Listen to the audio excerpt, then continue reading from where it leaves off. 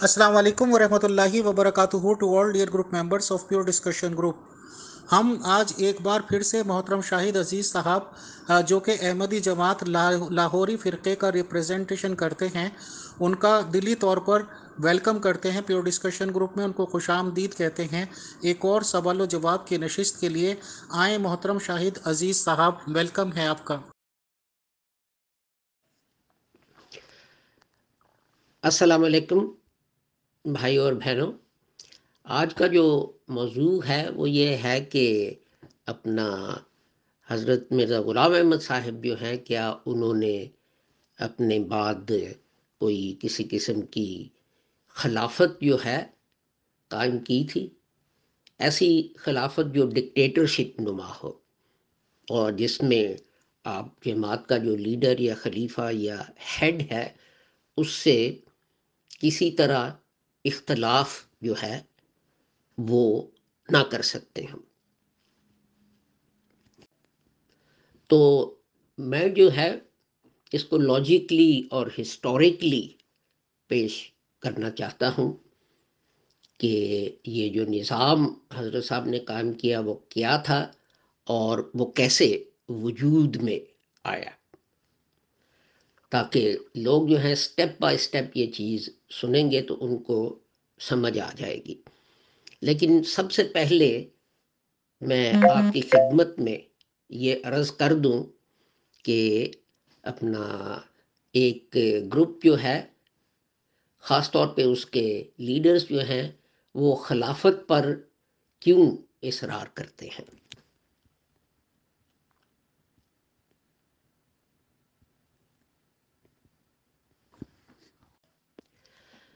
तो वजह ये है कि आप देखें कि जो बैत का फॉर्म है आजकल ये लोग डिस्ट्रीब्यूट करते, उसमें खलीफा के मुतल्लिक लिखा है कि विदाउट क्वेश्चन हम उसकी इताअत करेंगे।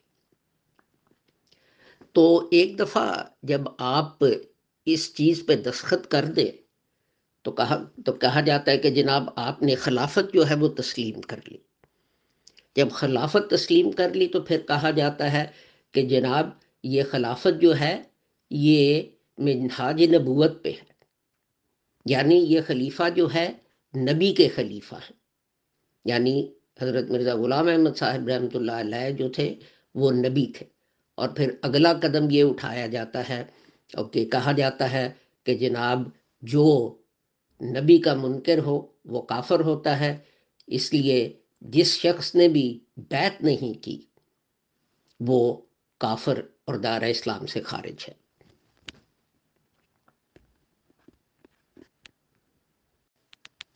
तो हकीकत ये है कि हज़रत साहब ने अपना 1905 के लगभग हज़रत साहब को कुछ इल्हामात हुए, तो जिससे हज़रत साहब ने ये नतीजा अखज़ किया कि उनकी वफ़ात का जो है वक्त वो अब ज़्यादा दूर नहीं।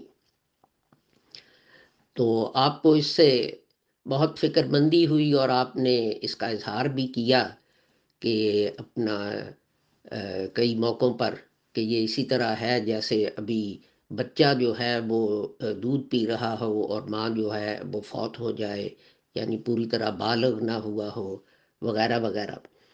तो आपने साथ ही अपनी वसीयत जो है उसका ऐलान किया।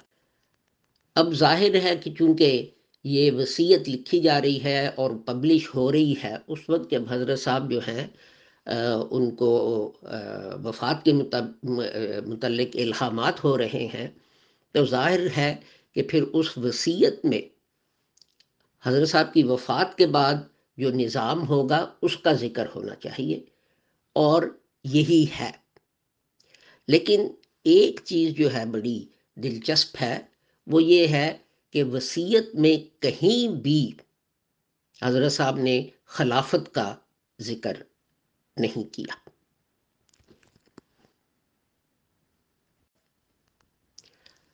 हज़रत साहब ने एक अंजुमन जो है वो बनाई।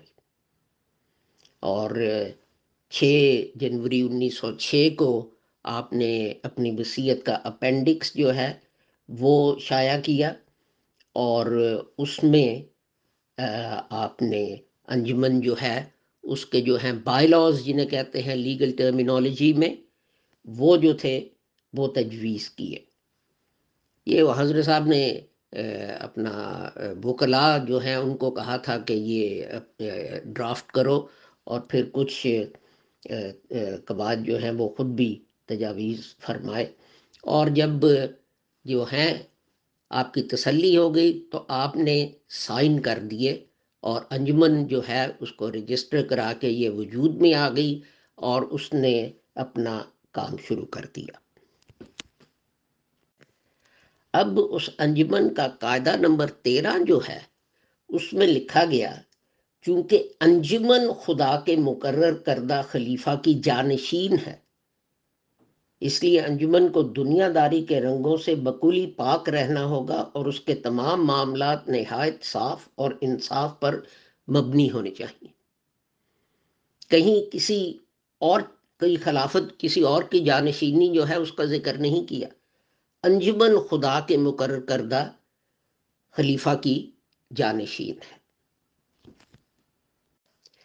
جیسے میں نے عرض کیا کہ یہ انجمن جو ہے وہ حضرت صاحب کی نظروں کے سامنے کام کرتی رہی، آپریٹ کرتی رہی، اور آپ نے کبھی کوئی دخل نہ دیا کہ انجمن جو ہے وہ کیا فیصلے کرتی ہے اور کیا نہیں، وغیرہ وغیرہ۔ انجمن کو آپ نے آپریٹ کرنے دیا۔ لیکن ایک موقع پر جب میر ناصر نواب صاحب جو انہوں نے کچھ اپنی مرضی کرنی چاہی، انجمن جو تھی اس کے فیصلے کے خلاف، تو حضرت صاحب جو ہیں وہ میٹنگ میں تشریف لائے، اور آپ نے اپنے ہاتھ سے یہ لکھ کے دیا، میری رائے تو یہی ہے کہ جس امر پر انجمن کا فیصلہ ہو جائے کہ ایسا ہونا چاہیے اور کثرت رائے اس میں ہو جائے تو وہی امر صحیح سمجھنا چاہیے اور وہی قطعی ہونا چاہیے۔ لیکن اس قدر میں زیادہ لکھنا پسند کرتا ہوں کہ بعض دینی امور میں جو ہماری خاص اغراض سے تعلق رکھتے ہیں مجھ کو محض اطلاع دی جائے، اور میں یقین رکھتا ہوں کہ یہ انجمن خلاف منشا میرے ہرگز نہیں کرے گی، لیکن صرف احتیاطاً لکھا جاتا ہے کہ شاید وہ امر ایسا ہو کہ خدا تعالیٰ کا اس میں کوئی خاص ارادہ، اور یہ صورت صرف میری زندگی تک ہے، اور بعد میں ہر امر میں صرف اس انجمن کا اجتہاد کافی ہوگا۔ 27 اکتوبر 1907۔ الفاظ پہ غور کریں، جھگڑا ہے، اختلاف ہے، اور حضرت صاحب لکھتے ہیں ہر ایک امر میں صرف انجمن کا اتحاد کافی ہوگا۔ اب اس کے تحت یہ ہوا کہ حضرت صاحب نے یہ ہدایت کی کہ تمام چندہ جو ہے وہ انجمن کو جائے، اور انجمن جو ہے وہی فیصلہ کرے کہ کیسے اس کو خرچ کرنا ہے، کہاں اس کو خرچ کرنا ہے، وغیرہ وغیرہ۔ اب یہ چیز جو ہے اسٹیبلش ہو گئی 2.5 سال حضرت صاحب جو ہیں ان کی زندگی میں۔ اب 2 چیزوں پہ غور کریں کہ کوئی خلافت کا کہیں کوئی ذکر نہیں، اور جو ہے کسی واحد شخصی خلافت کا کوئی ذکر نہیں، اور صرف ایک شورا کا نظام قائم کیا جس کے تحت کہ فیصلے جو ہیں وہ کیے جائیں گے۔ تو حضرت مولانا نور الدین جو تھے، اور ہاں میں ایک اور یہاں چیز ایڈ کر دوں کہ حضرت صاحب نے ایک اور چیز جو کہی وہ یہ تھی کہ آپ نے یہ لکھا کہ ایسے لوگوں کے چاہیے کہ جماعت کے بزرگ جو نفس پاک رکھتے ہیں میرے بعد لوگوں سے بیعت لیں۔ ایسے لوگوں کا انتخاب مومنوں کے اتفاق رائے پر ہوگا۔ جس شخص کی نسبت 40 مومن اتفاق کریں گے وہ اس بات کے لائق ہے کہ میرے نام پر لوگوں سے بیعت لے، اور بیعت لینے کا مجاز ہوگا، اور چاہیے کہ وہ اپنے تئیں دوسروں کے لیے نمونہ ہو. یہ بھی آپ نے وصیت میں لکھا. اور حضرت صاحب نے اپنی زندگی میں جو ہے 3 احباب کو کہا کہ آپ میرا خلیفہ ہیں. سید عبد اللطیف شہید، مولوی حسن علی بھاگلپوری، اور ایک کوئی بزرگ جو تھے وہ خوشاب کے رہنے والے. اور حضرت خواجہ کمال الدین نے کہا بھی کہ حضرت اس طرح تو گاؤں گاؤں خلیفہ ہو جائے گا. تو حضرت صاحب نے جواب دیا کہ اس میں کیا حرج ہے، جو ہے مالی اور انتظامی امور جو ہیں وہ تو ہم نے انجمن کے حوالے کر دیے ہیں. یہ لوگ جو ہیں یہ تو صرف سلسلے کو ترقی دینے والے ہوں گے. تو اپنا محترم شاہد عزیز صاحب، ایک امپورٹنٹ سوال یہ بنتا ہے، کیونکہ احمدی جماعت نظام کے لوگوں سے بھی ہماری سائڈ بائی سائڈ بات چیت چل رہی ہے. وہ بار بار یہ ثابت کرتے ہیں کہ جو فرسٹ انجمن کے صدر ہوئے ہیں، if I am not wrong, جو مرزا صاحب کے بہت قریبی دوست تھے، شاید ان کا نام نور الدین ہے، اگر میں غلط نہیں ہوں، نور الدین صاحب. تو ان کو یہ کہتے ہیں کہ انہوں نے بھی اپنے آپ کو خلیفہ ہی کہلوایا ہے اور خلیفہ کہنا شروع کر دیا تھا. اور جو آپ کی انجمن ہے، انہوں نے کسی نے بھی پھر اعتراض نہیں کیا اس ورڈ پہ. اور یہاں تک بتاتے ہیں یہ لوگ تو کہ نور الدین صاحب کا تو یہ دعویٰ تھا کہ میں خلیفہ ہوں اور انجمن کا بنایا ہوا نہیں بلکہ اللہ کا بنایا ہوا ہوں. اور جب انہوں نے اپنے آپ کو خلیفہ ڈکلیئر کر دیا تھا تو پھر انہوں نے اعتراضات کیوں نہیں کیے. اور یہ آج بھی احمدی جماعت والے جب اپنے خلفاء کو بتاتے ہیں تو پہلا خلیفہ نور الدین صاحب ہی کو مانتے ہیں. دوسرا خلیفہ ثانی بولتے ہیں، جو وہ کافی، چلیے مطلب اس طرح اور بعد میں ان کے بیٹے ہی بنے ہیں. تو فرسٹ خلیفہ ثابت کرنے کی کوشش کرتے ہیں نور الدین صاحب کو. تو آپ کیا مانتے ہیں کہ نور الدین صاحب نے کیا خلافت کا اپنا دعویٰ کیا تھا؟ کیا انہوں نے یہی کہا تھا کہ وہ خلیفہ ہیں اللہ کی طرف سے بنائے ہوئے، اور خلیفہ کے طور پہ ہی انہوں نے اسٹیمپ، سائن یا سیل وغیرہ کیے تھے، مہر اسٹیمپ کرتے تھے یوز، یا نہیں؟ پلیز بتائیں. شکریہ.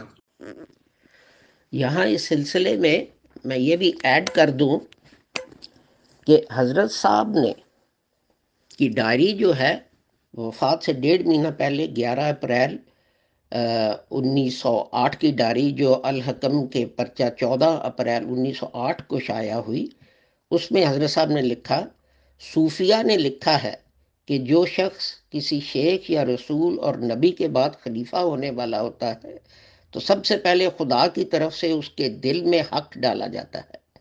جب کوئی رسول یا مشائخ وفات پاتے ہیں تو دنیا پر ایک زلزلہ آ جاتا ہے اور وہ ایک بہت ہی خطرناک وقت ہوتا ہے، مگر خدا کسی خلیفہ کے ذریعے اس کو مٹاتا ہے، اور پھر گویا اس امر کا اثر نو اس خلیفہ کے ذریعے اصلاح و استحکام ہوتا ہے. تو آگے کہتے ہیں کہ اور بھی چیز ہے، تو پھر لکھتے ہیں کہ ایک الہام نے اللہ تعالیٰ نے، دیکھیں جی یہی چیز میں نے شروع میں کہی تھی اور اسی لیے میں نے حضرت صاحب کا وہ الہام پڑھا ہے کہ دیکھیں پہلے کہا جاتا ہے کہ اپنا جماعت جو ہے اس کا ہیڈ جو ہے وہ خلیفہ ہے، اور پھر کہا جاتا ہے ایک نبی کا خلیفہ ہے. تو سوال جو ہے لفظ کا نہیں ہے، سوال یہ ہے کہ ان کے معنی جو ہیں وہ ٹویسٹ کرنے کا ہے. آپ نے اب سوال پوچھا تو میں پڑھ دیتا ہوں حضرت مولانا نور الدین کی تقریر. حضرت مولانا نور الدین صاحب جو ہیں وہ فرماتے ہیں کہ تیسرا، وہ کہتے ہیں حضرت آدم پہلا خلیفہ، پھر دوسرے خلیفہ، پھر کہتے ہیں تیسرا خلیفہ ابو بکر رضی اللہ تعالیٰ ہے. اس کے مقابلے میں شیعہ جو کچھ اعتراض کرتے ہیں وہ اتنے ہیں کہ 1300 برس گزر گئے مگر وہ اعتراض ختم ہونے میں نہیں آئے. چوتھا خلیفہ تم سب ہو، اب وہ ساری جماعت کو کہتے ہیں، اور پھر آیت کوٹ کر کے کہتے ہیں اگلی قوموں کو ہلاک کر کے تم کو ان کا خلیفہ بنا دیا. 4 کا ذکر تو ہو چکا، اب میں تمہارا خلیفہ ہوں. اب سنیں آگے، حضرت صاحب کی تصنیف میں معرفت کا ایک نقطہ ہے، وہ میں تمہیں کھول کر سناتا ہوں.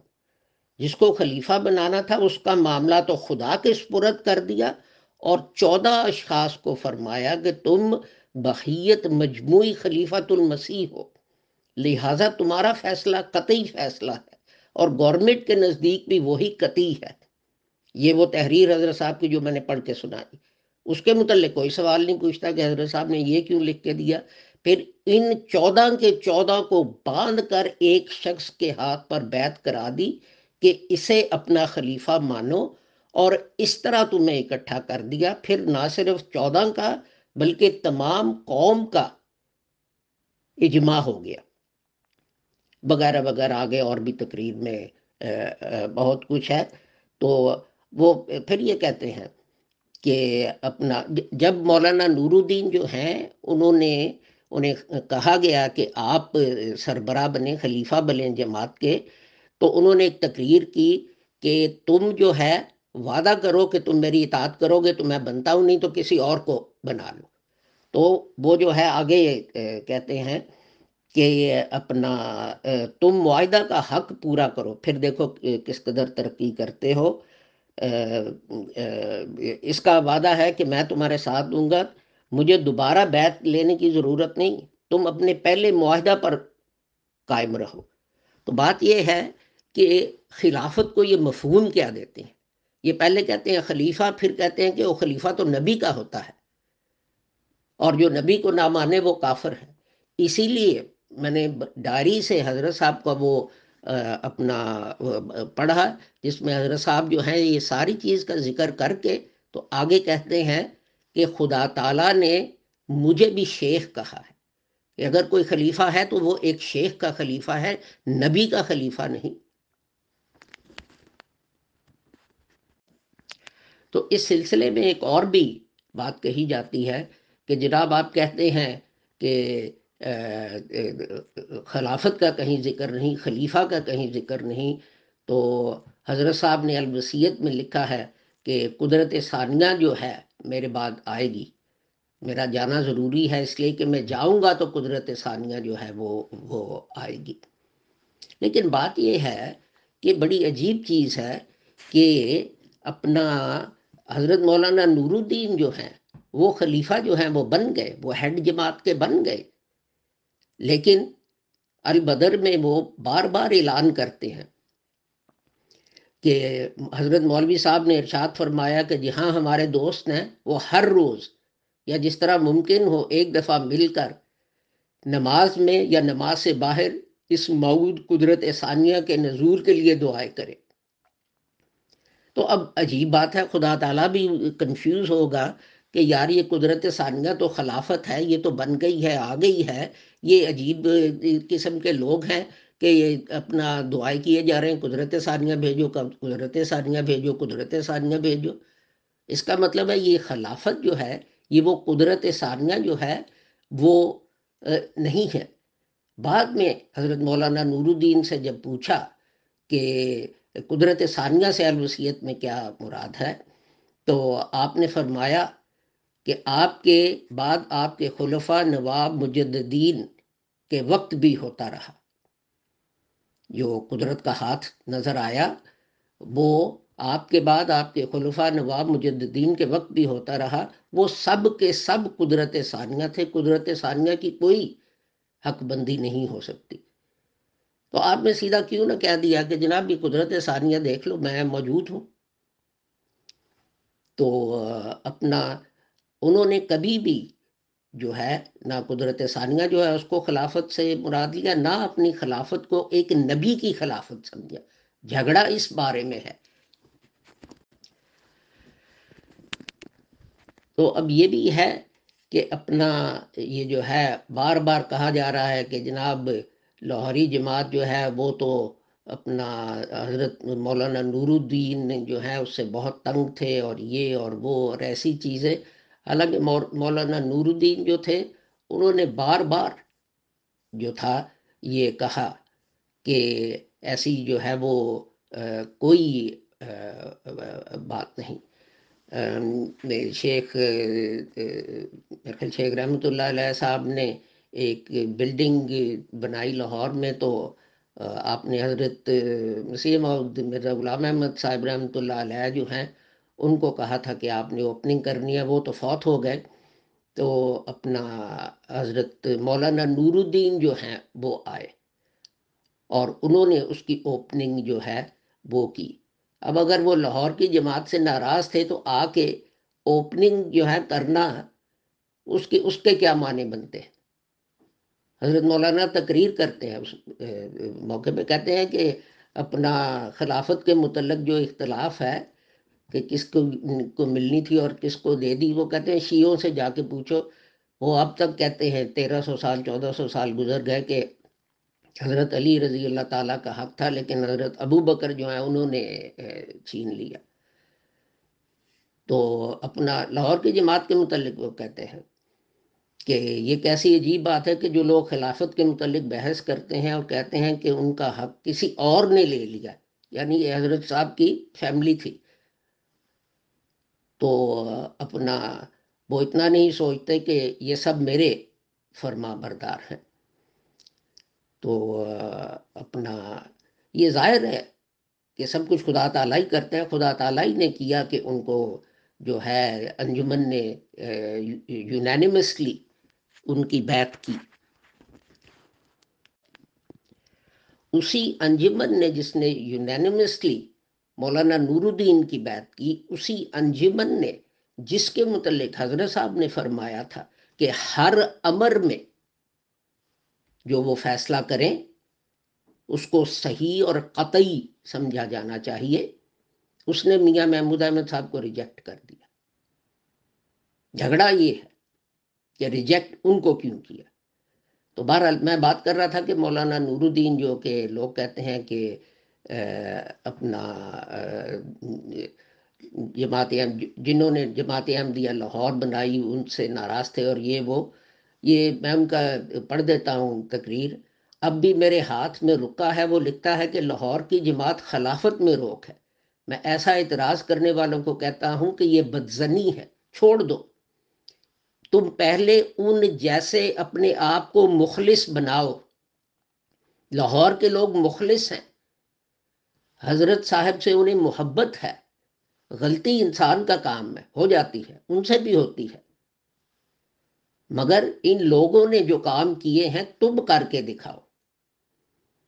میں بلند آواز سے کہتا ہوں کہ جو لاہوریوں پر بدظن ہے کہ وہ خلافت میں روک ہے، اسے یاد رہے کہ رسول اللہ صلی اللہ علیہ وآلہ وسلم کی طرف سے بدظنی کرنے والوں کو یہ اپنا حدیث میں ملتا ہے کہ اسم کا خطاب ملتا ہے۔ آگے کہتے ہیں میری باتوں کو یاد رکھو، بدظنی چھوڑ دو، یہ خیال چھوڑ دو کہ لاہور کے لوگ خلافت کے امر میں روک ہیں۔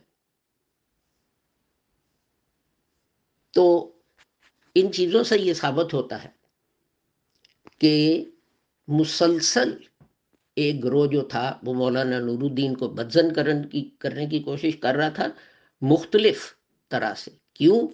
اس لیے کہ وہ اس بات سے ناراض تھے کہ جو ہے آرگنائزیشن، تنظیم، اس کا سارا کنٹرول حضرت صاحب نے ایک انجمن کے حوالے کر دیا۔ سارا پیسہ جو ہے وہ انجمن جو ہے اس کو جا رہا ہے۔ اگر میری یہ بات درست نہیں تو پھر آپ یہ بتائیں کہ سب سے اول جو ریزولوشن پاس ہوئے اور پہلی میٹنگ میں حضرت مولانا نور الدین کے بعد جو رویداد جلسہ احباب وہ چھپی، اس میں پہلا ریزولوشن یہ تھا: قواعد صدر انجمن کی دفعہ 18 میں الفاظ حضرت مسیح موعود علیہ السلام کی جگہ حضرت خلیفۃ المسیح مرزا بشیر الدین محمود احمد خلیفہ ثانی درج کیے جائیں۔ اب یہ دیکھیں کہ حضرت صاحب نے یہ رائٹنگ دی ہے کہ مجھے اطلاع دے دو، کوئی فیصلے کرو تاکہ میں خدا سے دعا کر لوں اور پوچھ لوں کہ اس میں اس کا کوئی خاص ارادہ تو نہیں۔ اور حضرت صاحب نے لکھا یہ صرف میری زندگی تک ہے، اس کے بعد جس امر میں بھی انجمن اکثریت سے فیصلہ کرے گی، لیکن یہاں حضرت صاحب کا نام کاٹ کے تو اپنا مرزا بشیر الدین محمود احمد صاحب کا نام لکھ دیا گیا۔ لیکن آگے چلے ریزولوشن نمبر 8 جو پاس کیا گیا امینڈمنٹ کے لیے اس کے آئین میں انجمن کے جو حضرت صاحب نے قائم کی تھی، نمبر 8، زکوٰۃ کی تحصیل کے لیے جماعتوں کے سیکٹری اپنے اپنے مقاموں کے نصاب کی فہرست مرتب کریں اور وصولی کی فکر کریں۔ اس مد کا روپیہ اور نیز اشاعت اسلام کا روپیہ حضرت خلیفۃ المسیح کی خدمت میں براہ راست آنا چاہیے، انجمن کے ساتھ اس کا کوئی تعلق نہیں ہونا چاہیے۔ تو اب یہ بتائیں کہ اس سے ثابت ہو گیا نا کہ جھگڑا سارا کس کا تھا؟ کنٹرول کا اور پیسوں کا۔ نہیں تو کیا ضرورت تھی کہ پہلی میٹنگ میں 2 ریزولوشن کس چیز کے متعلق ہیں کہ جناب کنٹرول سارا میاں بشیر الدین محمود احمد صاحب کو دیا جائے اور پیسہ سارا انہیں جائے۔ حضرت صاحب نے خود کہا کہ پیسہ مجھے نہ بھیجو، یہ انجمن ہے اس کو بھیجو، یہ انجمن جو ہے اس کا کام ہے کہ کیسے خرچ کرے اور کہاں خرچ کرے۔ میں قادیانی اخبار جنوری 1916 جلد نمبر 11 نمبر 1 اس کو بھی میں پڑھ کے سنا دیتا ہوں۔ یہ میاں صاحب جو ہیں ان کے خلیفہ بن جانے کے بعد کی بات، اس کا ہیڈنگ یہ ہے، صدر انجمن بھی حق و باطل میں امتیاز کرا رہی ہے۔ حضرت صاحب نے قادیان میں ایک انجمن یہ پرانا ہے آگے سے بنائی اور اس کو خدا کے مقرر کردہ خلیفہ کی جانشین قرار دیا،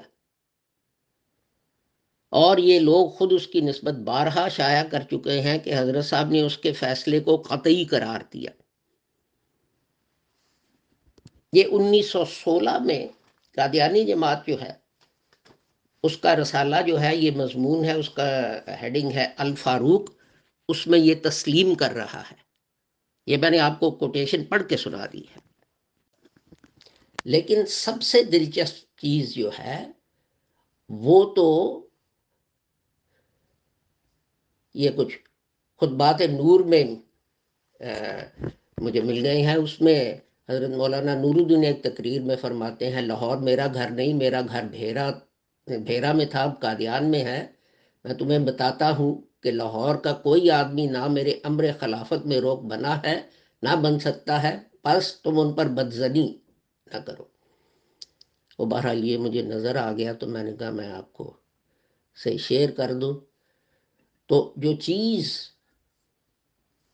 جس کی طرف میں آپ کی توجہ دلانا چاہتا ہوں وہ یہ ہے، 19 اکتوبر 1925 کو میاں محمود احمد صاحب نے ایک میٹنگ بلائی اور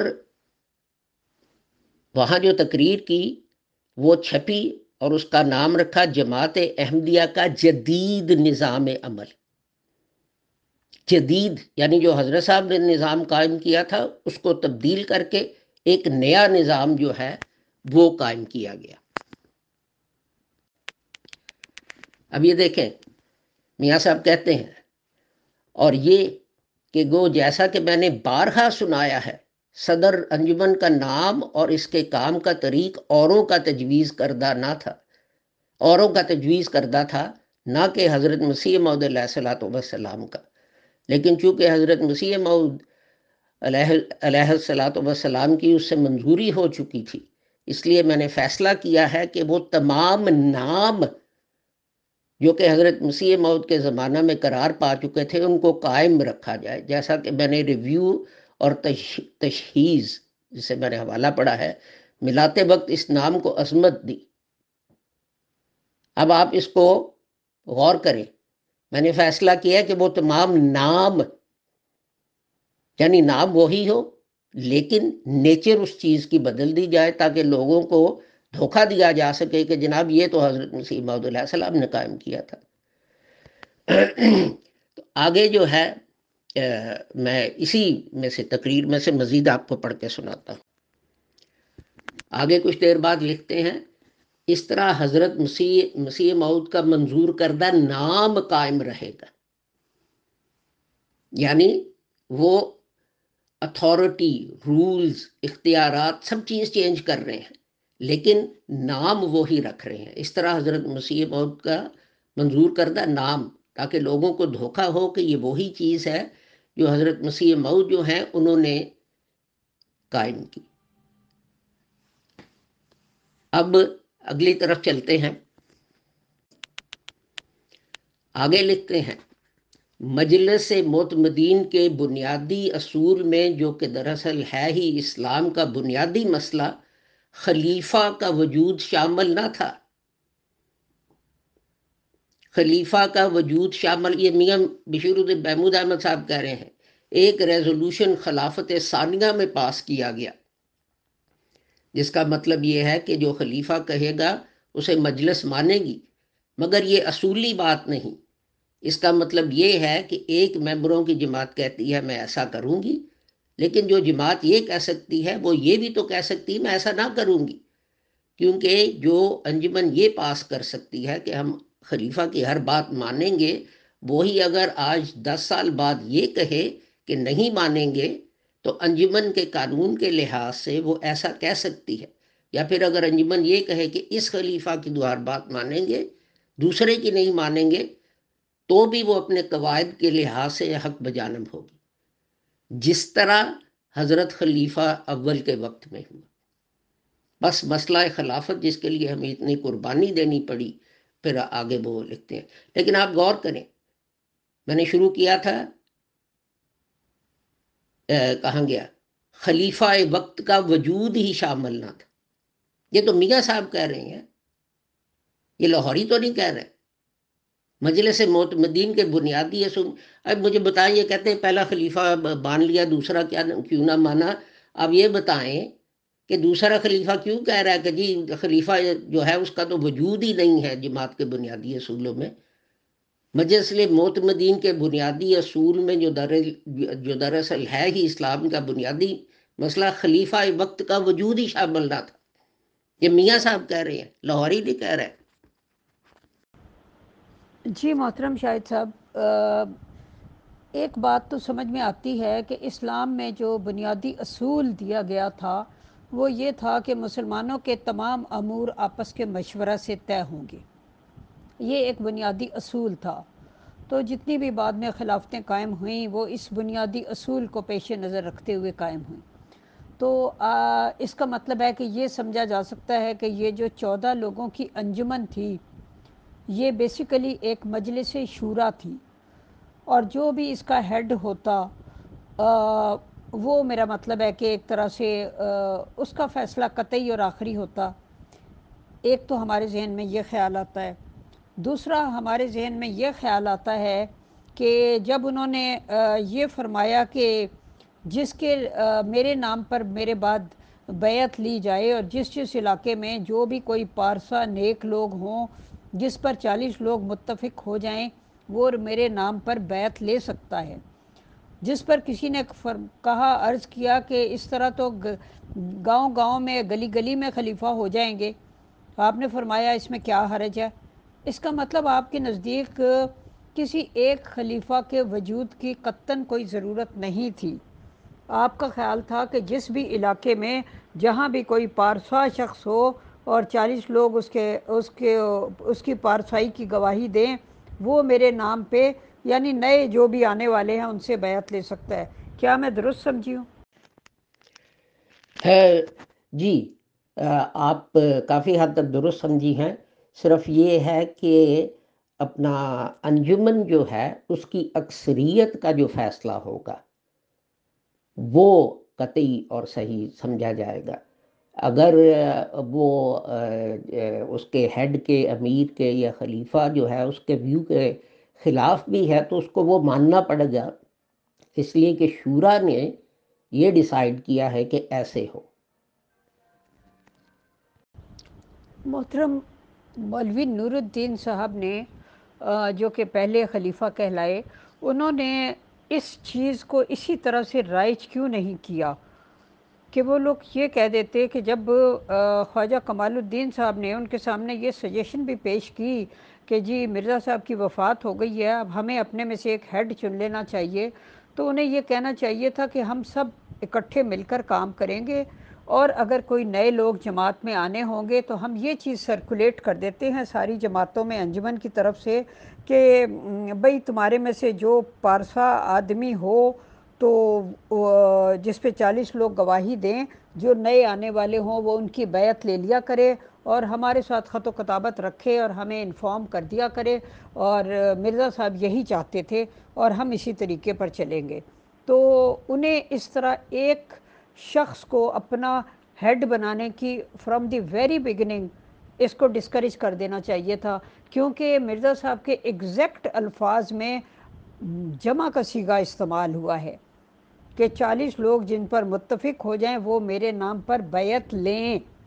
اور اگلے بندے کے سوال نے یہ بھی کلیئر کر دیا کہ گاؤں گاؤں خلیفہ ہو جائیں گے، یعنی کہ ایسے لوگ ہو جائیں گے جن کے ہاتھ پر لوگ آپ کے نام پر لے کر بیعت کریں گے۔ تو آپ نے کہا اس میں کیا حرج ہے؟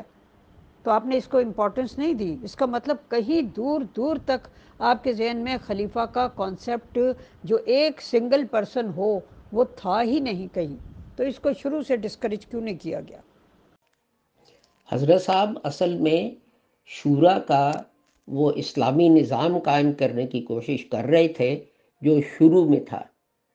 آپ کو یاد ہوگا کہ حضرت ابو بکر رضی اللہ تعالیٰ، حضرت عمر رضی اللہ تعالیٰ اور دوسرے صحابہ کرام جو تھے رضی اللہ تعالیٰ عنہم، وہ جو ہے آپس میں باہمی مل کے تو صلاح مشورہ کر کے تو وہ فیصلہ کیا کرتے تھے۔ اور کئی دفعہ تو کم از کم ایک واقعہ جو تو بہت مشہور ہے کہ حضرت عمر نے کہا کہ میں یہ فیصلہ نافذ کرنے والا ہوں کہ عورتیں زیادہ مہر نہ مانگیں، تو ایک عورت نے اٹھ کے کہا قرآن تو ہمیں سونے کا ڈھیر جو ہے وہ دیتا ہے، تو تم کون ہوتے ہو اس کو ریسٹرکٹ کرنے والے؟ تو حضرت عمر نے یہ نہ کہا کہ میں خلیفہ ہوں، تو کون ہوتی ہے ایک عام عورت اٹھ کے مجھے قرآن سمجھانے والی؟ اس کے بجائے آپ نے فیصلہ واپس لے لیا اور فرمایا کہ اپنا مدینہ کی عورتیں جو ہے وہ عمر سے زیادہ قرآن جو ہے اس کو سمجھتی ہیں۔ تو حضرت صاحب یہ چیز قائم کرنے کی کوشش کر رہے تھے کہ کوئی کتنا بھی بڑا عالم یا عہدیدار یا پیسے والا ہو یا کچھ ہو، جو شورا کا فیصلہ ہوگا اکثریت کا وہ نافذ کیا جائے گا۔ دیکھیں یہ اسی چیز کے تحت آتا ہے کہ انجمن جو اکثریت سے فیصلہ کر لے اس کو درست سمجھا جائے اور اس پر عمل کیا جائے۔ اب یہ انجمن نے فیصلہ کیا کہ ہم نے اس طرح کرنا ہے کہ مولانا نور الدین صاحب کو ہم نے ہیڈ مقرر کرنا ہے، اور اپنا ہم نے اعلان کرنا ہے کہ جناب اس میں بارے میں اتفاق رائے ہے، اس لیے کہ وہ بہت نازک ٹائم تھا اور جماعت میں بہت بڑی بڑی شخصیات تھیں۔ حضرت مولانا محمد علی صاحب تھے، حضرت خواجہ کمال الدین صاحب تھے۔ اب حضرت مولانا محمد علی صاحب کو تو جو لوگ تھے وہ جا کے کہتے تھے کہ جناب اپنا آپ مجدد کا دعویٰ کریں تو ہم آپ کو ایکسیپٹ کر لیں گے اور آپ کی بیعت کر لیں گے۔ تو وہ ہنس کے فرمایا کرتے تھے کہ پھر آپ یہ سوچیں کہ جس کو میں نے مجدد مانا اس کا کتنا بڑا مقام ہوگا۔ تو چونکہ اتنی بڑی بڑی ہستیاں موجود تھیں تو یہ لوگ نہیں چاہتے تھے کہ کسی کے ذہن میں یہ خیال آئے کہ کوئی اختلاف ہے یا کوئی ڈویژن ہوگی یا کوئی ایسی چیز ہوگی۔ یہ بالکل اسی طرح ہے جیسا کہ جب آن حضرت صلی اللہ علیہ وسلم فوت ہو گئے تو حضرت عمر اور ابو بکر کو پتہ چلا کہ جناب انصار جو ہیں وہ میٹنگ کر رہے ہیں ایک جو ہے خلیفہ یا سکسیسر چننے کے لیے، تو آپ وہاں گئے اور حضرت عمر نے فوراً حضرت ابو بکر صدیق رضی اللہ تعالیٰ کا نام پیش کر کے اور آپ نے ان کی جو ہے وہ بیعت کر لی، اس لیے کہ یہ ایک موقع ایسا ہے۔ تو یہ حضرت صاحب نے جو اصول قائم کیے یہ ان کے تحت ہے کہ انجمن جو فیصلہ کرے، انجمن نے یونانیمسلی یہ فیصلہ کیا کہ یہ ایسا ہوگا۔ یہی تو جھگڑا ہے کہ اگلے جب میاں محمود احمد صاحب جو تھے انہوں نے خلیفہ بننا چاہا تو انجمن نے انہیں اکثریت نے انہیں ریجیکٹ کر دیا، انہوں نے کہا ہم آپ کو نہیں تسلیم کرتے، آپ اس قابل نہیں ہیں۔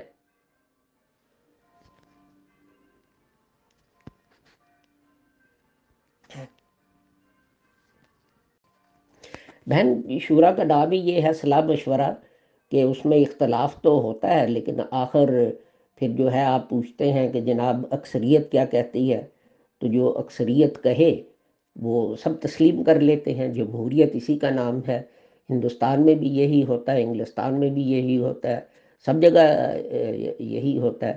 جہاں یہ نہیں ہوتا وہاں پھر فرد واحد کی شکل۔ تو اب دیکھیں کہ جماعت قادیان کے بانی جو ہے مرزا بشیر الدین محمود احمد صاحب، وہ بھی کہہ رہے ہیں، میں نے پچھلا پڑھا حوالہ ان کی تقریر کا پڑھا، اور آگے وہ کہتے ہیں کہ اتنی قربانی کے بعد، یعنی حضرت مولانا محمد علی، خواجہ کمال الدین، اکثریت جو تھی انجمن کی، ان کو نکالنے کے بعد جماعت سے، کہ اگر سوری ہاں یہاں ہمیں سلسلہ کے ایک ٹکڑے کو قربان کرنا پڑا، اگر اتنی قربانی کے بعد بھی سلسلہ کی حالت غیر محفوظ ہو، یعنی چند لوگوں کے رحم پر ہو جو اگر چاہیں کہ خلافت کا انتظام قائم رہے تو قائم رہے، اگر نہ چاہیں تو نہ رہے، تو یہ کبھی گوارا نہیں کیا جا سکتا۔ اور چونکہ مسئلہ خلافت، اب یہ سنیں، مسئلہ خلافت کے جماعت کے بنیادی اصول میں شامل نہ ہونے سے جماعت ایسے خطرات میں رہ سکتی ہے جو مبین یعنی قادیانیوں کو غیر مبین میں بدل دے، یعنی لاہوریوں میں بدل دے، اور 10-11 آدمیوں کے جنبش قلم سے قادیان معاً لاہور بن جائے۔ ٹھیک ہے، آگے لکھتے ہیں کہ کدھر گیا، ایسی انجمن کے حوالے نہیں کیا جا سکتے جو خواہ مبعین کی انجمن ہی ہو اور خواہ بہترین مخلص ہی اس کے ممبر کیوں نہ ہو۔ میاں صاحب خود تسلیم کر رہے ہیں، یہ انوار العلوم میں ان کی تقریر ہے، اور یہ صفحہ 133 ہے، جہاں لکھا ہے مسئلہ خلافت جماعت کے بنیادی اصول میں شامل نہیں۔ یہ اب لاہوری تو نہیں کہہ رہے۔ آگے سنیں، تیسری وجہ جو شروع میں سب سے زیادہ محسوس کی گئی وہ یہ تھی کہ مجلس معتمدین اپنے قواعد کے لحاظ سے براہ راست خلیفہ سے تعلق نہیں رکھتی تھی۔ خلیفہ سے مشورہ لے لینا اور بات ہے، اور براہ راست تعلق رکھنا اور بات۔ جی محترم، دوسرا سوال میرے ذہن میں یہ ہے کہ جو خلیفہ نور الدین صاحب تھے، انہوں نے اپنی زندگی میں مرزا بشیر الدین محمود صاحب کو اتنا اختیار کیوں دیا کہ انہوں نے اپنے طور پہ ایک مجلس انصار اللہ بنا لی؟ وہ اپنے طور پہ لوگوں سے چندے وندے بھی وصول کرنے لگ پڑے، انہوں نے ایک اخبار بھی نکال لیا۔ تو میرا مطلب ہے کہ اس قسم کا اختیار انہوں نے ان کو دیا، جس کی وجہ سے انہوں نے ایک پیرالل اپنی ایک ساتھیوں کی ایک جماعت بنا لی، تو اس کی وجہ سے انجمن کی جو حیثیت تھی جو مرزا صاحب کی مقرر کی ہوئی تھی وہ تو ظاہر ہے پھر کم ہو گئی۔ آگے فرماتے ہیں کوئی ایسا قانون نہ تھا جس کی وجہ سے وہ یعنی انجمن فیصلہ کرنے سے قبل خلیفہ سے اس بارے میں مشورہ لینے پر مجبور ہوتی، یا خلیفہ بعد فیصلہ جو مشورہ دے اس کا ماننا اس کے لیے لازمی ہوتا۔ وہ یہ بات ہی فضول تھی کہ فیصلہ کے بعد کوئی مشورہ دیا جائے، مگر یہ بھی نہ ہو سکتا تھا کیونکہ اس کی بناوٹ میں خلافت کا کوئی تعلق ہی نہ تھا۔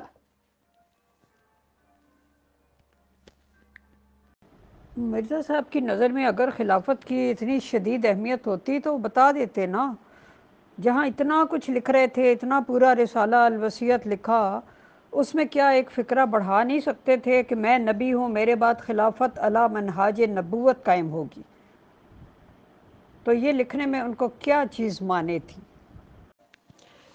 دیکھیں بات یہ ہے بہن کہ حضرت مولانا نور الدین رحمۃ اللہ علیہ جو تھے ان کے پاس کوئی حکومت تو تھی نہیں، یہ سارا والنٹری کام تھا، اور لوگ والنٹریلی جو تھے وہ کہتے تھے کہ ہم یہ بات مانیں گے اور ایسے کریں گے۔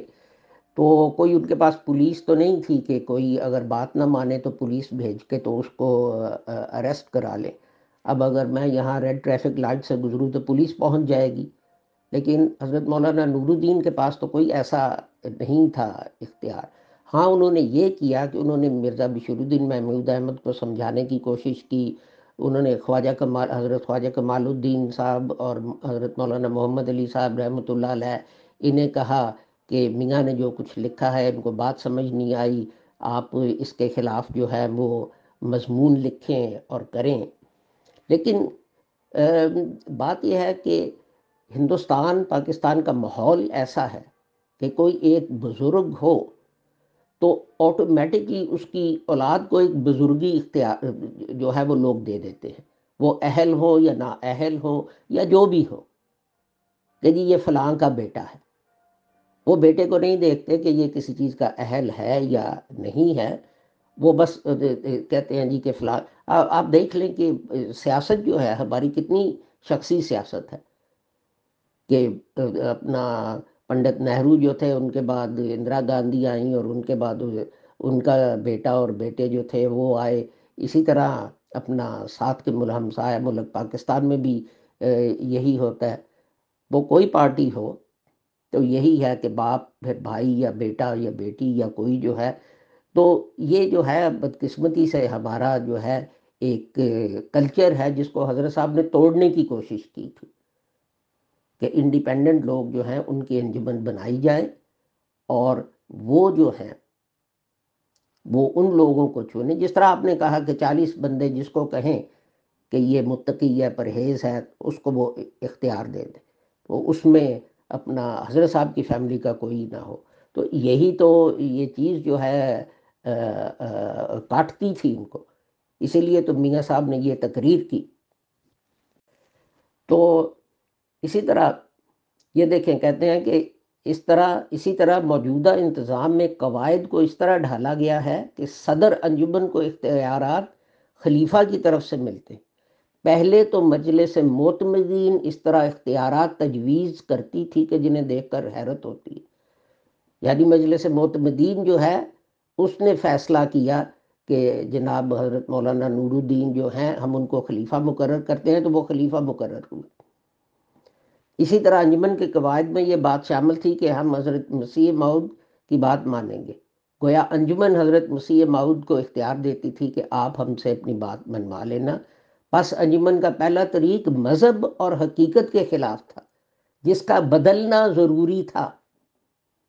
آپ سن لیں، پہلا انجمن کا طریق مذہب اور حقیقت کے خلاف تھا جس کا بدلنا ضروری تھا. یعنی میاں صاحب یہ کہہ رہے ہیں کہ حضرت صاحب نے جو نظام قائم کیا وہ غلط تھا، اس کو بدلنا ضروری ہے، اور انہوں نے اس کو بدلا. میری بہن آپ نے بالکل درست کہا، بالکل آپ نے درست کہا کہ اگر حضرت صاحب جو ہیں انہوں نے یہ کرنا ہوتا تو انہیں کون روکنے والا تھا کہ کہیں گی میرے بعد خلافت ہوگی، یہ خلافت علی منہاج النبوت ہوگی. یہی تو اس کی طرف تو میں بار بار جاتا ہوں کہ یہ خلافت جو ہے اس لیے قائم کی جاتی ہے کہ پھر یہ کہا جائے کہ جناب یہ نبی کی خلافت ہے، اور پھر کہا جائے کہ جو نبی کو انکار کرنے والے ہیں وہ سارے کافر. اسی لیے اس پہ میں نے جو تھا زور دیا اس موضوع پہ. آگے میاں صاحب لکھتے ہیں اسی طرح انجمن کے قواعد میں تھا کہ ہم خلیفہ وقت کی بات مانیں گے. گویا خلیفہ کو وہ اختیار دیتے تھے کہ تم ہم سے اپنی بات منوا لینا، حالانکہ ہونا یہ چاہیے تھا کہ حضرت مسیح موعود نے انجمن کو اختیار دیے ہیں. حضرت خلیفہ اول کے وقت یہ اختیار ملے یا یہ کہ آپ نے یہ اختیار قائم رکھے اور یہ زائد دیے ہیں. اسی طرح ہر خلیفہ کے وقت ہونا چاہیے. آگے وہ کہتے ہیں کیونکہ اصل قائم مقام جماعت کا خلیفہ ہے، اس لیے صدر انجمن خواہ کتنے اختیار رکھے، خواہ بالکل آزاد کر دی جائے، تو بھی اس کے اختیارات نیابتی ہوں گے جو اوپر سے آئے ہوں. اور خلیفہ اگر دیکھے کہ انجمن غلطی کرتی ہے تو اس سے اختیارات چھین سکتا ہے. اب آگے سنیں، مگر انجمن کی جو پہلی حالت تھی، یعنی جو حضرت مرزا غلام احمد صاحب نے قائم کی تھی اور جو مولانا نور الدین کے زمانے میں جاری رہی، جو 1925 تک جماعت قادیان میں بھی جاری رہی، مگر انجمن کی جو پہلی حالت تھی اس میں خلیفہ کچھ نہیں کر سکتا تھا، بلکہ انجمن والے خلیفہ کے اختیارات چھین بھی سکتے تھے، یعنی وہ کہہ سکتے تھے ہم تمہاری بات نہیں مانیں گے۔ اب یہ رکھا گیا ہے، یعنی یہ بدل دیا گیا ہے کہ انجمن کو یہ اختیارات جو ہیں وہ خلفاء دیں گے اور یہ ان کے مطابق قائم کریں گے۔ تو آپ دیکھ سکتی ہیں، اور آپ نے اس پہ کامنٹ بھی کیا ہے کہ حضرت صاحب کو کون روک سکتا تھا، وہ لکھ دیتے جناب میرے بعد خلیفہ ہوگا، کل مختار ہوگا، جو فیصلہ کرے گا، سیاہ سفید جو کرے گا، بس ٹھیک ہے اس کو سارا چندہ بھیج۔ آپ نے یہ نہ کیا، آپ نے جو روایتی پیری مریدی تھی اس کو جڑ سے اکھاڑنے کی کوشش کی کہ میں ایک شورا کا نظام قائم کرتا ہوں، تو جہاں جو ہے اکثریت کا فیصلہ جو ہے وہ ہوگا، سارا چندہ ان کے پاس جائے گا، کسی فرد واحد کے پاس نہیں۔ اور میں نے آپ کو سنا دیا کہ میاں صاحب نے دو باتیں کی، خلیفہ بنتے ہی نمبر 1 کہ حضرت صاحب کا نام کٹوا کے وہاں اپنا نام لکھوا دیا کہ جناب میں جو حکم دوں وہ مانا جائے۔ نمبر 2 کیا بات کی کہ پیسہ سارا جو ہے کیش میرے پاس آئے، پیسے کا سارا جھگڑا تھا۔ تو ہمیں کہتے ہیں کہ جناب خزانہ لے گئے، خزانہ لے گئے، خزانہ لے گئے۔ بات یہ ہے کہ میاں صاحب کو یہ بات ہی بری لگتی تھی کہ سارا پیسہ جو ہے، ساری ملائی جو ہے وہ میرے پیالے میں کیوں نہیں جا رہی۔ تو یہ دیکھ لیں گے ان کے جو پہلے اقدامات ہیں جماعت کا ہیڈ بننے کے ساتھ ہی ان سے یہ ثابت ہو جاتا ہے۔ تو اپنا یہ جو ہے یہ جماعت احمدیہ لاہور کا موقف ہے، جہاں تک میں سمجھا ہوں کہ حضرت مرزا غلام احمد صاحب جو تھے وہ نبی نہیں تھے، وہ مجدد تھے، وہ ایک شیخ تھے، اور جب انہوں نے اپنی وفات کا ذکر کیا تو انہوں نے کہا کہ اپنا جو ہے کوئی لیڈر، کوئی ہیڈ کسی آرگنائزیشن کا، وہ جب گزر جاتا ہے تو لوگ جو ہیں وہ ان پر مایوسی چھا جاتی ہے، ڈپریشن ہو جاتا ہے وغیرہ وغیرہ، تو خدا جو ہے وہ پھر ان کو تقویت دیتا ہے۔ اور ساتھ انہوں نے کہا کہ یہ جو ہے انجمن میں نے مقرر کی ہے تاکہ کنٹینیوٹی رہے، یہ نہ ہو کہ میری وفات کے ساتھ ایک دم ہی سب کچھ کٹ آف ہو جائے۔ سارا انہوں نے کام، ہر ایک چیز انجمن کو ٹرانسفر کر دی اپنی زندگی میں، اور 2.5 سال ان کی زندگی میں یہ کام ہوتا رہا۔ اور یہاں آپ نے سن لیا 10 دفعہ میاں صاحب کہتے ہیں کہ خلیفہ جو ہے اس کا کوئی وجود جو تھا وہ شامل نہیں تھا، اس لیے کہ جیسے بہن آپ نے بھی کہا کہ وہ خلیفہ جو تھے وہ نیک انسان ہونے تھے جنہوں نے جا کے تو تبلیغ کرنی تھی اور لوگوں کو جماعت میں شامل کرنا تھا، انتظامی مالی امور جو تھے وہ تو انجمن نے ہینڈل کرنے تھے۔ تو یہ ہے اصل خلافت جو حضرت صاحب نے، یا اصل نظام حضرت صاحب نے قائم کیا اپنی جماعت میں اپنے بعد۔ محترم ایک اور سوال یہ ہے کہ انجمن جو تھی وہ رجسٹرڈ شدہ تھی، اپنی زندگی میں ہی مرزا صاحب نے اس کو رجسٹرڈ کرا لیا تھا، تو جب انجمن کو رد کر دیا گیا اور اس کی اہمیت کو بالکل زیرو کر دیا گیا تو اس نے کسی کورٹ میں اپیل نہیں کی، کیا وہ کر سکتی تھی یا نہیں کر سکتی تھی؟ تو قادیانی جماعت جب کہتی ہے کہ پہلے خلیفہ کو قبول کیا باقیوں کو نہ قبول کیا، تو میں پھر عرض کر دوں کہ انجمن جو حضرت صاحب نے مقرر کی تھی اس نے یونینمسلی حضرت مولانا نور الدین جو تھے ان کو ایکسیپٹ کیا، اور اسی انجمن نے مرزا بشیر الدین محمود احمد صاحب کو ریجیکٹ کر دیا، حضرت صاحب کی ہینڈ ریٹن سٹیٹمنٹ کے مطابق کہ انجمن جو ہے اکثریت سے جو فیصلہ کرے اس کو درست سمجھا جائے، وہ قطعی ہوگا، وہ فائنل ہوگا، وہ بائنڈنگ ہوگا۔ اور یہی چیز جو ہے حضرت مولانا نور الدین صاحب جو ہے انہوں نے اپنی تقریروں میں کہی۔ یہ میں نے لمبا ایکسٹریکٹ سنایا ہے، لمبا ایکسٹریکٹ سنایا ہے میاں بشیر الدین محمود احمد صاحب کی تقریر سے، جس کا نام ہی انہوں نے رکھا جدید نظام، یعنی جو حضرت صاحب نے قائم کیا تھا وہ پرانا نظام تھا، اب یہ جدید نظام ہے۔ جدید ظاہر ہے پرانے کو بدل دیتا ہے، تو یہ جو نظام ہے یہ 1925 میں میاں بشیر الدین محمود احمد صاحب نے حضرت صاحب کے قائم کردہ نظام کو تباہ کر کے اس کی جگہ یہ نظام جو تھا بنایا تھا۔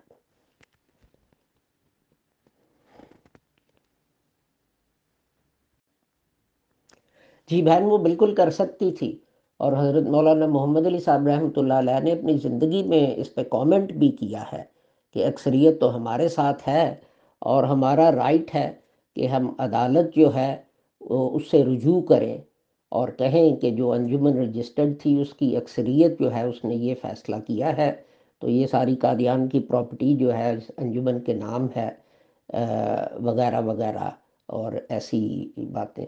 لیکن آگے انہوں نے پھر وجہ لکھی، انہوں نے کہا کہ لیکن ہم نے فیصلہ کیا ہے کہ ہم یہ نہیں کریں گے، اور ہم نے جو انجمن کے وہ ممبران لاہور آئے تھے جو حضرت صاحب نے تشکیل کی تھی، تو ہم احمدیہ انجمن اشاعت اسلام لاہور جو ہے وہ قائم کر کے تو وہاں سے لاہور سے کام شروع کریں گے، اس لیے کہ انہوں نے کہا کہ بات جو ہے کام ہمارا جو ہے وہ پس پش چلا جائے گا، اور سارا وقت ہمارا جو ہے وہ سر پھٹول میں، پیشیوں میں، گواہیوں میں اور ان چیزوں میں جو ہے وہ لگ جائے گا۔ آپ یاد رکھیں گے اس وقت حضرت خواجہ کمال الدین صاحب انگلستان آئے تھے، یہاں تبلیغ اسلام شروع ہو چکی تھی، اور بڑے بڑے جو تھے شاہی خاندان کے لارڈ تک جو ہیں وہ مسلمان ہو چکے تھے، خواتین بھی اور مرد بھی۔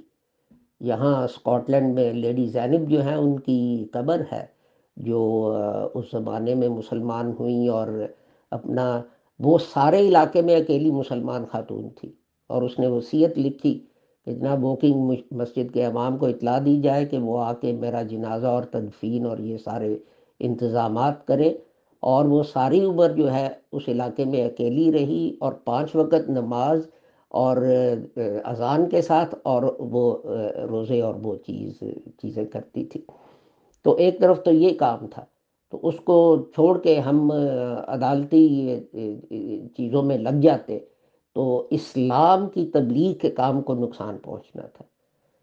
تو حضرت مولانا محمد علی صاحب نے اسی زمانے میں یہ لکھا تھا کہ ہمارے پاس چوائس ہے، لیکن تبلیغ اسلام کا کام اتنا عظیم ہے کہ اس کی خاطر ہم یہ نقصان برداشت کر لیتے ہیں کہ نئے سرے سے انجمن کانسٹیٹیوٹ کر کے حضرت صاحب کے جو تھے مقرر کردہ ٹرسٹیز یا ممبرز ان کے ساتھ تو کام جو ہے اس کو آگے بڑھائیں۔ جی بہن، آپ نے پوچھا کہ کیا یہ مالی مفادات تھے جھگڑے کی وجہ، وہ تو اسی سے ظاہر ہو جاتا ہے نا، جو پہلے 2 ریزولوشن میاں صاحب نے پاس کروائے، ایک یہ کہ حضرت مرزا صاحب کا نام کاٹ کے ان کی جگہ میرا نام لکھو، اور دوسرا یہ ریزولوشن کہ تمام پیسہ جو ہے وہ میرے پاس آئے، وہ زکوٰۃ ہو، وہ چندہ ہو، وہ کوئی بھی چیز ہو، وہ میرے پرس۔ بہن اگر اور کوئی سوال نہیں تو میرے خیال میں ہم نے ٹاپک کور کر لیا ہے، تو میں آپ سے اجازت چاہوں گا، ٹھیک ہے؟ جی ایسا ہے محترم کہ ظاہر ہے یہ 100 سال سے جھگڑا اور تنازع جو بھی جماعت احمدیہ قادیان اور جماعت احمدیہ لاہور کے درمیان ہے، ظاہر ہے بڑے بڑے اعلیٰ دماغوں نے اس کے اوپر بحث کی ہوگی، بڑے نکات۔ میں تو جو کوسچنز کر رہی ہوں، ایک عام انسان، ایک لے مین جس کو زیادہ نہیں پتہ، لیکن یہ ساری باتیں سن کے اس کے ذہن میں جو خیالات پیدا ہو رہے ہیں اور وہ اپنی سادگی سے ان باتوں کے جواب جاننا چاہتا ہے، میں تو وہ سوال کر رہی ہوں، کیونکہ میں تو اپنے آپ کو ایک ادنا طالب علم سمجھتی ہوں۔ ہاں کیوریوسٹی ہے ذہن میں اور چیزوں کے بارے میں بندہ سوچتا ہے۔ ایک تو سوال یہ ہے کہ ان ساری باتوں کو میں معافی چاہتی ہوں اگر میں خلیفہ نور الدین صاحب کے بارے میں کوئی ایسا سوال کروں جو آپ کو اچھا نہ لگے۔ میں معافی چاہتے ہوئے یہ پوچھنا چاہتی ہوں بڑے ہی ادب سے کہ انہیں اپنے زمانہ خلافت میں یہ بات بار بار کھول کے بتانی چاہیے تھی کہ انجمن جو ہے اسی نے آئندہ بھی سارے فیصلے کرنے ہیں، کیونکہ مرزا صاحب انجمن کو با اختیار بنا گئے۔ بیچ میں ہم پڑھتے ہیں تو ہمیں پتہ چلتا ہے کہ انہوں نے ایک دفعہ کاغذ ایک بند لفافے میں ایک نام لکھ کے لوگوں کے حوالے کر دیا کہ میرے بعد یہ خلیفہ ہوگا، اور بعد میں جب ابھی ان کی زندگی میں ہی کسی وجہ سے پھر انہوں نے وہ لفافہ لے کے اور اس کو کھولا اور پھر وہ پھاڑ کے پھینک دیا، اور کہتے ہیں کہ اس میں محمود کا نام لکھا ہوا تھا، تو خود ہی انہوں نے کسی وجہ سے وہ پھاڑ کے پھینک دیا۔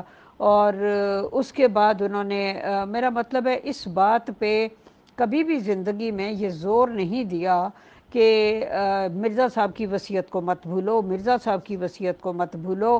وہ انجمن کو خود مختار بنا کے گئے ہیں، میں جو تمہارا ہیڈ چوز ہوا ہوں تو انجمن کے متفقہ فیصلے سے ہوا ہوں، آئندہ جو تم نے کرنا ہے وہ تم نے انجمن کا ہیڈ چوز کرنا ہے، جو بھی پھر انجمن کا ہیڈ ہوگا چلو وہ باقی ساری جماعت کو لک آفٹر بھی کر لے گا۔ یہ باتیں ایسی تھیں کہ مطلب میں معافی چاہتی ہوں اگر میں یہ کہوں کہ کیا انہوں نے کمزوری نہیں دکھائی اس معاملے میں، کہ جو باتیں انہیں دبنگ طریقے سے دھڑلے سے کہنی چاہیے تھیں وہ ان کو کہنے کی بجائے ایک پیچ اپ کا سا رویہ اختیار کرنے کی کوشش کرتے رہے، حالانکہ وہ بڑے بہادر اور دیندار اور قلندر اور بڑے دبنگ انسان تھے۔ بہن بات یہ ہے کہ اپنا ایک تو یہ ہے کہ ان کے سامنے ایک بڑا عظیم مقصد تھا، وہ تھا تبلیغ اسلام مغرب میں، اور دوسری بات یہ ہے کہ وہ میاں صاحب اور ان کی فیملی کو سمجھانے کی کوشش کرتے رہے، اور ساری عمر وہ یہ کوشش کرتے رہے کہ کسی طرح کنسیلیشن ہو جائے اپنا انجمن اور حضرت صاحب جو ہیں ان کے خاندان میں۔ اب مشکل یہ تھی کہ جہاں بہشتی مقبرہ بنا وہ حضرت صاحب کی اپنی زمین تھی، تو حضرت صاحب جو تھے، میرا کہنے کا مطلب یہ ہے کہ حضرت صاحب جو تھے وہ تو اپنی جائیداد جو تھے وہ بھی تبلیغ اسلام کے لیے اپنا وقف کرتے جا رہے تھے۔ اب فیملی کو یہ جو تھی مشکل کہ ہمارا کیا بنے گا، انہیں تو تھا کہ جناب جس طرح دوسرے سلسلے ہیں کہ باپ پیر اور وہ فوت ہوا تو اپنا بڑا بیٹا جو ہے وہ اس نے اس کی جگہ لے لی اور چندے آنے شروع ہو گئے اور موجیں شروع ہو گئی، لیکن حضرت صاحب جو ہے انہوں نے انجمن قائم کر دی۔ تو حضرت مولانا نور الدین نے بہت ان کو سمجھانے کی کوشش کی، کنسیلیشن کی کوشش کی کہ آپ محاذ رائی نہ کریں وغیرہ وغیرہ۔ پھر انہوں نے یہ بھی کہا کہ دیکھو تم میری زندگی میں یہ سوال کیوں اٹھاتے ہو؟ تو انجمن بھی کہتی ہے کہ وہ میرے تابع دار ہیں، تم بھی کہتے ہو اپنا یہ تابع دار ہو، تو جیسے عدالتوں میں بھی کہتے ہیں کہ جج کہتا ہے کہ جناب یہ ایکیڈیمک پوائنٹس نہ اٹھائیں، یہ ایکیڈیمک ہے، پریکٹیکل پوائنٹ یہ اٹھائیں۔ تو حضرت مولانا نور الدین نے کہا کہ جب آپ کا میری ذات پر اتفاق ہے تو پھر یہ آپ سوال کیوں اٹھا رہے ہیں کہ خلیفہ کیا اور اس کے اختیارات کیا ہوں اور کیا ہے اور کیا نہیں، جب اگلا خلیفہ ہوگا۔ انہوں نے کہا کہ آپ کو کیا پتا کہ اگلا خلیفہ جو ہے وہ اپنا کس کس سے بڑھ کے ہوگا اپنی روحانی سٹینڈنگ اور وغیرہ میں، تو انجمن وقت آنے پر مناسب فیصلہ کرے گی۔ لیکن وہ چونکہ ایک گروہ جو تھا اس کو فکر یہ تھی کہ اگر اگلا جو ہے ہیڈ وہ بھی فیملی سے نہ ہوا تو پھر تو بالکل ہی یہ سب کچھ ہمارے ہاتھ سے بالکل نکل جائے گا۔ اور میر ناصر نواب جو تھے، ہمارے پڑنانا جو تھے ان کی وہیں دکان تھی نزدیک ہی، تو میر ناصر وہ بتاتے ہیں کہ میر ناصر نواب جو ہیں وہ جگہ جگہ دورے کرتے تھے اور وہ کہتے تھے کہ میاں چھوٹا تھا، پہلی خلافت جو ہے وہ ہمارے ہاتھ سے نکل گئی، لیکن اس کے بعد یہ ہاتھ سے نکلنی نہیں۔ تو آپ دیکھ لیں کہ انہوں نے اپنی بات جو ہے وہ پوری کر کے جو ہے وہ دکھائی۔ یہ حضرت مولانا عبدالحق ودیارتھی صاحب جو تھے انہوں نے خود یہ واقعہ بتایا کہ انہوں نے سنا میر ناصر نواب کو اپنے والد کی دکان پہ لوگوں کو یہ تبلیغ کرتے ہوئے۔ تو حضرت مولانا نور الدین جو تھے انہوں نے بہت کوشش کی، لیکن آپ یہ بھی دیکھیں کہ وہ بزرگ تھے، میں کوئی نوجوان نہیں تھے جب وہ خلیفہ بنے، تو اس وجہ سے بھی ان کو ظاہر ہے انسانی جو عوارض ہوتے ہیں وہ لاحق ہو جاتے ہیں. تو اور پھر یہ کہ وہ زیادہ توجہ جو تھی وہ ان کی اس طرف تھی کہ انگلستان میں جو ہے تبلیغ اسلام جو ہے اس کا کام کسی طرح شروع ہو جائے، اور وہ ان کی ہدایت کے مطابق، اور انہوں نے بار بار لکھا میر ناصر نواب محمود یہ نالائق بلا وجہ جوشیلے جو ہیں یہ ہیں. آگے پھر وہ دعا کرتے ہیں کہ یہ ابتلا ابھی تک لگی ہوئی ہے، خدا اس سے مجھے نجات دلوائے. اور یہ تو ان کی ریٹن جو ہے وہ خط موجود ہے. یہ دیکھیں کہ جب حضرت مولانا نور الدین لاہور گئے تو انہوں نے جو تھی وہ بلڈنگ اس کی اوپننگ کی، تو انہوں نے تقریر کی، یہ وہ مسجد ہے جس نے میرے دل کو بہت خوش کیا، اس کے بانیوں اور امداد کنندوں کے لیے میں نے بہت دعا کی ہے، اور میں یقین رکھتا ہوں کہ میری دعائیں عرش تک پہنچی ہیں. بس اس مسجد میں کھڑے ہو کر جس نے مجھے بہت خوش کیا، اور اسی شہر میں آ کر اس مسجد ہی میں آنے سے خوشی ہوتی ہے، میں اس کو ظاہر کرتا ہوں وغیرہ وغیرہ.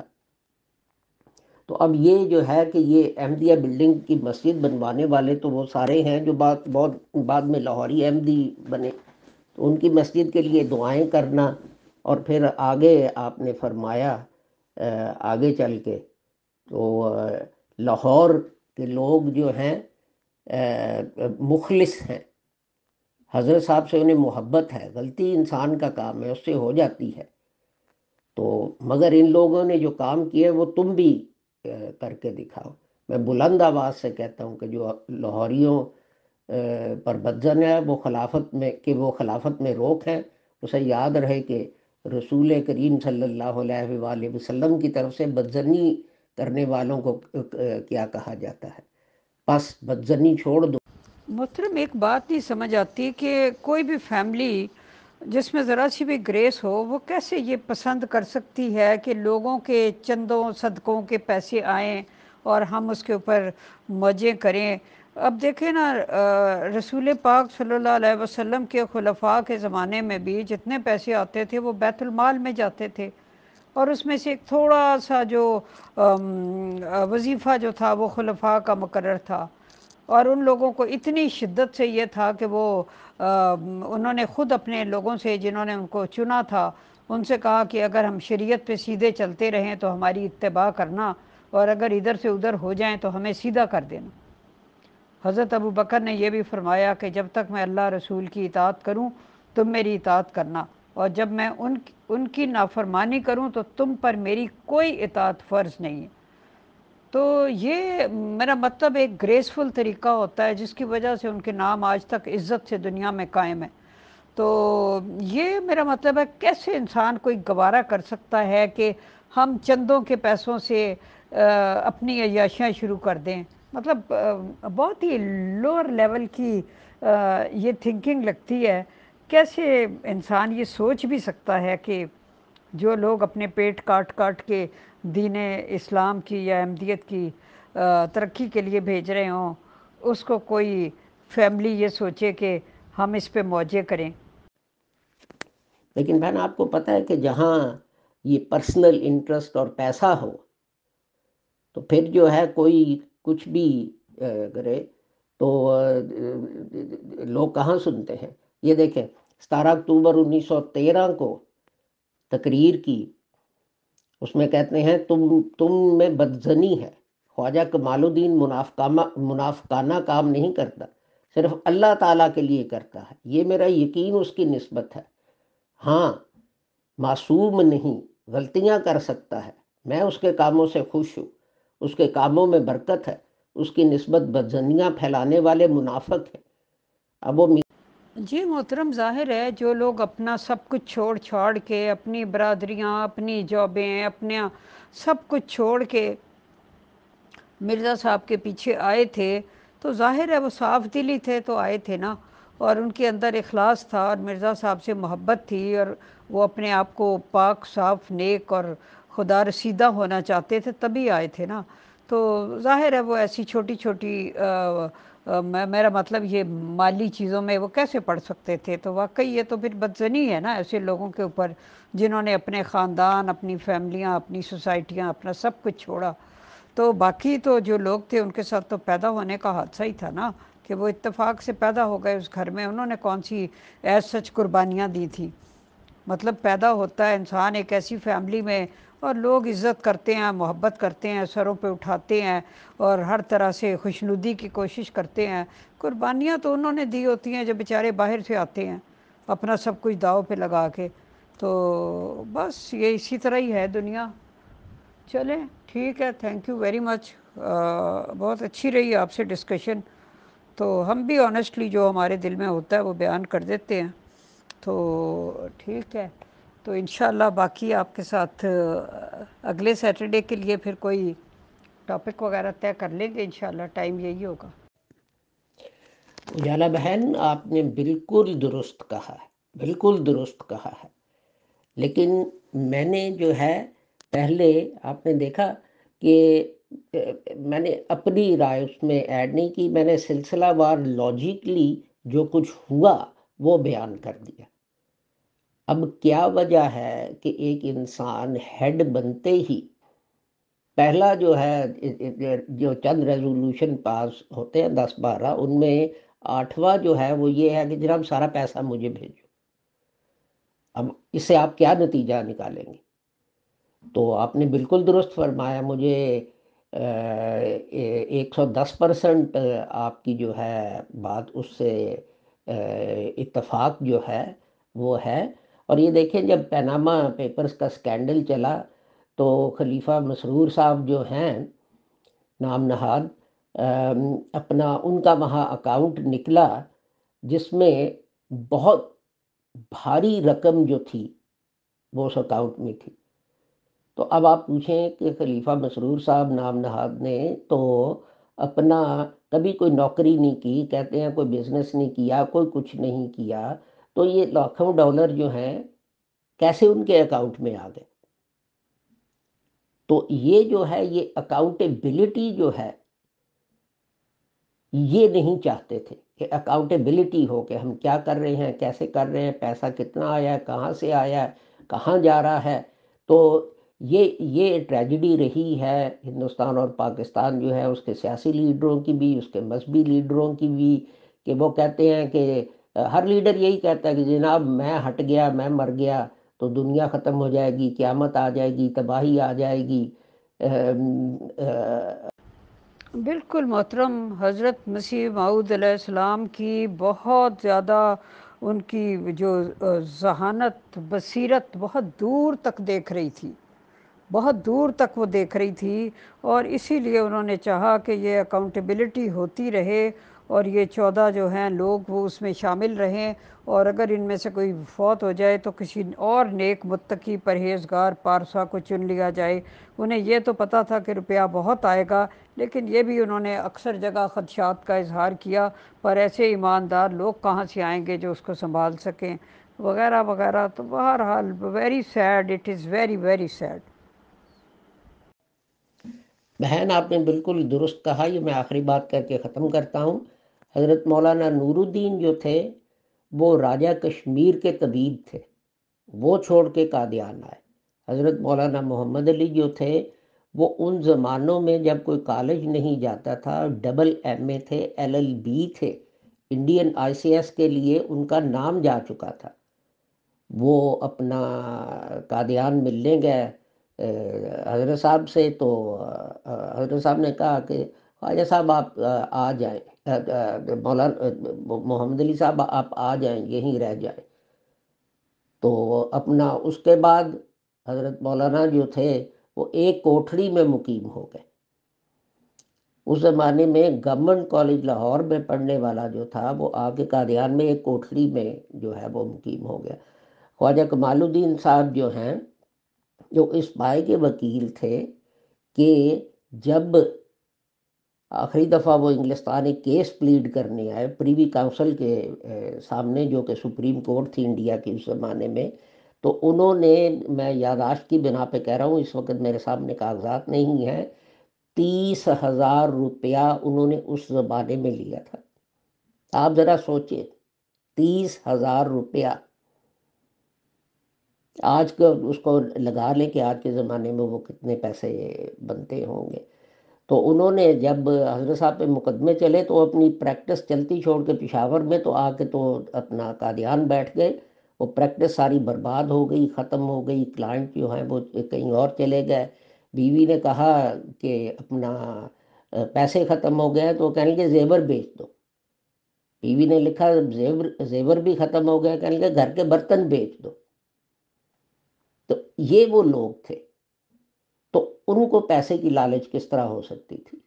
پیسے کی لالچ جن کو ہے، جو ایک کیا اسے کہا جائے، جیسے آپ نے کہا کہ اتفاق سے ایک گھر میں پیدا ہو گئے تھے، وہ تو انہیں تھی نا. تو یہ تو میں نے 3 بندوں کا ذکر کیا ہے. اور بڑے بڑے جو ہیں لوگ تھے، بڑی بڑی ہستیاں تھیں جنہوں نے قربانیاں دیں، اپنی مالی بھی جانی بھی. حضرت سید عبداللطیف شہید جو تھے، افغانستان گئے، سینے تک انہیں زمین میں گڑ کے تو پتھر مار مار کے مار دیا گیا.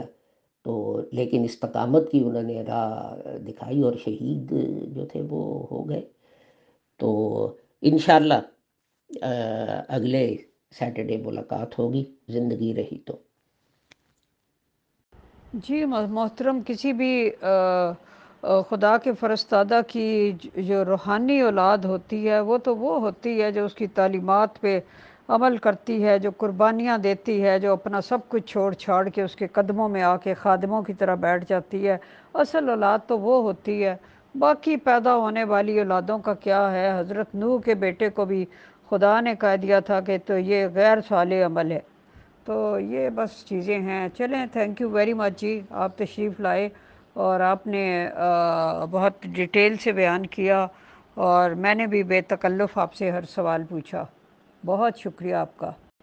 جی محترم شاہد عزیز صاحب، فیصل بھائی کہیں بزی ہو گئے ہیں اپنے کسٹمرز کے ساتھ، تو انہوں نے مجھے کہا تھا کہ میں اس کو کنکلوڈ کر دوں اور اس کے بعد میں گروپ کو اوپن کر دوں اور آپ کا تہہ دل سے شکریہ ادا کر دوں پیور ڈسکشن کی طرف سے. تو thank you very much, so nice of you.